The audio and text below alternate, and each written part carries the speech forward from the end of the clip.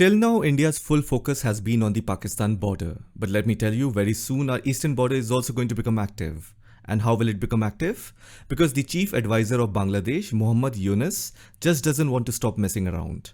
We have already seen what's happening in Pakistan, and even there, America hasn't stopped playing its dirty games.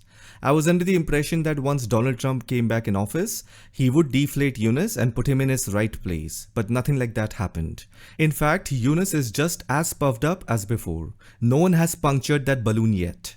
Which basically means the long-term strategic interest of America goes far beyond Trump or any president, whether Democratic or Republican.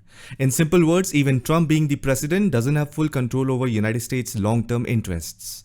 And one of those long-term goals of the United States in the Indian subcontinent region is to make Bangladesh a staging ground against China as well as India. I'll show you how. You see, Bangladesh has a pretty huge amount of access to the Bay of Bengal.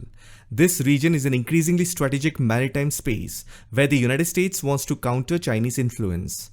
One of the reasons behind the removal of former Bangladesh Prime Minister Sheikh Hasina is believed to be the United States' interest in gaining access to St. Martin's Island. And then, as you know, China's influence in Bangladesh regarding infrastructure, military and trade grew significantly. So the United States doesn't want Bangladesh to be a client of China. And then we know that India is a major strategic partner of the United States, especially in the Quad. The US needs India's support to maintain a balance of power in Asia. But then you also need to understand that the United States also does hedging by maintaining ties with Bangladesh against India. So this is the United States' long-term goal in the Indian subcontinent region, that is to make Bangladesh a staging ground against China as well as India. Now Yunus is also playing games with China. Recently he went to China to secure funding because Bangladesh's economy has collapsed. In return, he's publicly inviting China to build an airbase in Bangladesh. And look at his audacity. He is saying Bangladesh is the guardian of the ocean for India's northeastern states. And he wants China to view Bangladesh as an extension of its economy, explicitly tying the region's connectivity to Chinese investment and influence. Then he also gave clearance to China for modernizing and expanding the Mongla port, which is just 200 kilometers from Kolkata. Basically, he brought China to Kolkata's doorstep. So clearly this region is about to become active. That is why the Indian Army has carried out a major military exercise here called Operation Teesta Prahar. You have heard of the Teesta River, right? It follows from Sikkim and later merges into the Brahmaputra, called Jamuna in Bangladesh. On the banks of the Teesta in West Bengal is a massive field fighting range, and this is where the exercise took place. The entire exercise was combined and network-centric, just like what we saw in Operation Sindoor recently. So in short, preparations are complete. The focus of this exercise was especially on riverine and marshy areas, because the northeast sees heavy rainfall post-June and flooding is common. The key area of interest lies between India's border and the Teesta River. India's main objective will be, if any mischief begins from the Bangladesh side, because now Jamaat-e-Islami and the Yunus government works jointly, and they get instructions and help from Pakistan's ISI, especially from the Nepal route. That is how weapons and terrorists sneak into India, especially through Bihar and UP. Now because Yogi Adityanath's government is strong in UP, their main target seems to be Bihar, which is heading into elections in the month of October or November. In any election-bound state, security tends to loosen up in the 6 months prior because increased political activity can distract security forces, and this is the gap they want to exploit. These are age-old tactics used by Maoists, Kashmiri militants and insurgents in northeast India. But when it comes to Jamaat-e-Islami and the Yunus government, ISI is the guiding partner. And by the way, Jamaat-e-Islami Bangladesh is even more radical than ISI. After the removal of Sheikh Hasina, they are desperately trying to bring back Taliban-style rule in Bangladesh. Now let me show you something on the map. You are familiar with Chicken's Neck Corridor or the Siliguri Corridor, right? Now let's look at Tripura, Bangladesh geography.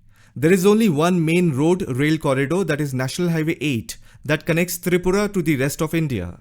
This National Highway 8 passes through a narrow land area in Assam. It is not as narrow as the Siliguri Corridor, but still it is vulnerable in strategic terms. Any disruption, whether due to insurgency, ambush or natural disaster, can cut off Tripura from the rest of India in a matter of hours. India has been using Bangladesh's territory to transport goods to Tripura and other northeastern states because it's faster and more efficient. Example, the Agartala-Akhauda railway link, Ashuganj port, and road routes via Chattogram port. Even Bangladesh is fully aware of this strategic leverage, and that's exactly why Yunus is cleverly pitching to China. fully aware that the very routes India relies on for vital connectivity can be used to draw in Chinese investment and extend Beijing's influence across Bangladesh and India's northeast. So you might be wondering, what is India planning? Well, India has already started taking action. Bangladeshi infiltrators are being identified and pushed back into Bangladesh. Assam's chief minister made it clear, we are not going to arrest or prosecute anyone. Whoever is caught, we will just throw them across the border. Unfortunately, we don't have a cooperative chief minister in West Bengal, otherwise things would have been much easier and simpler. Pushback is happening fast even from Tripura. In West Bengal, BSF apprehended Bangladeshis, loaded them onto boats and left them on an uninhabited island inside Bangladesh. There was a petition in Supreme Court regarding 43 Rohingya Muslims who were allegedly thrown into the sea. Supreme Court did not entertain that plea and called it a beautiful crafted story and fanciful idea. If you think Trump is going to tighten the screws on Eunice, that's highly unlikely. He doesn't really have a deep understanding of this region. He's too busy traveling around striking business deals for the United States. And that is why India is keeping a close watch on Bangladesh and on the northeast. That is also why General V.K. Singh has been made Mizoram's governor. Tripura already has a BJP government, and in Manipur, former Home Secretary Ajay Bhalla is now governor. Things are moving really fast. Just recently, 10 terrorists were eliminated on the Myanmar border, so encirclement is happening from all sides around the Kuki insurgents. Earlier, their main target was N. Biren Singh, the Meitei chief minister. Now that he is not the face, they can't even cry victim anymore. The government of India is now directly handling the situation. So yes, the next big action will happen in the east. It took us 3.5 days to crush Pakistan with Operation Sindoor. Now with Operation Teesta Prahar, it's time to deal with the second good-for-nothing troublemakers next door. I hope you found this video informative. I'll see you in the next one.